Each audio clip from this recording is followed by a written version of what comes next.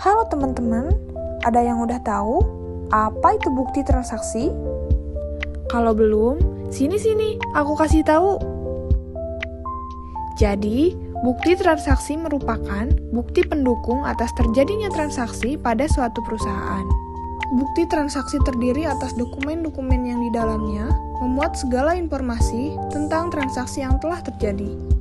Informasi-informasi tersebut meliputi tanggal terjadinya transaksi, jenis transaksi, jumlah barang, serta harganya. Bukti transaksi sendiri terbagi menjadi dua. Yang pertama, bukti transaksi internal dan bukti transaksi eksternal. Bukti transaksi internal yaitu bukti transaksi yang dibuat oleh perusahaan untuk internal perusahaannya sendiri. Misalnya, bukti kas masuk, bukti kas keluar, dan memo. Sedangkan bukti transaksi eksternal adalah bukti transaksi yang berhubungan dengan pihak luar perusahaan. Misalnya, kwitansi, cek, biliet giro, faktur, nota kontan, nota debit, dan nota kredit. Supaya lebih jelas, mari kita bahas satu persatu contoh bukti transaksi internal. Yang pertama, bukti kas masuk. Bukti kas masuk merupakan bukti bahwa perusahaan telah menerima uang secara tunai.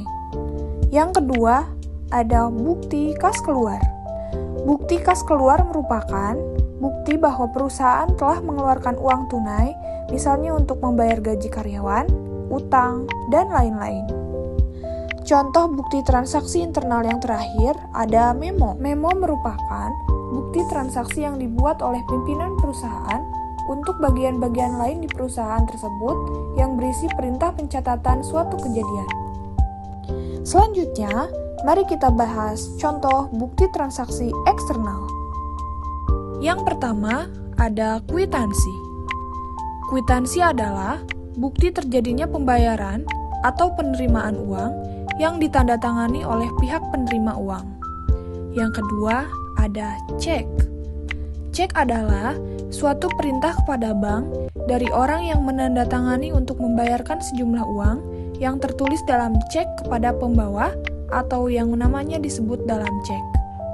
Kemudian yang ketiga ada biliet giro. Biliet giro adalah surat perintah dari nasabah suatu bank kepada bank yang bersangkutan untuk memindah bukukan sejumlah uang dari rekeningnya ke dalam rekening yang namanya tertulis dalam biliet giro.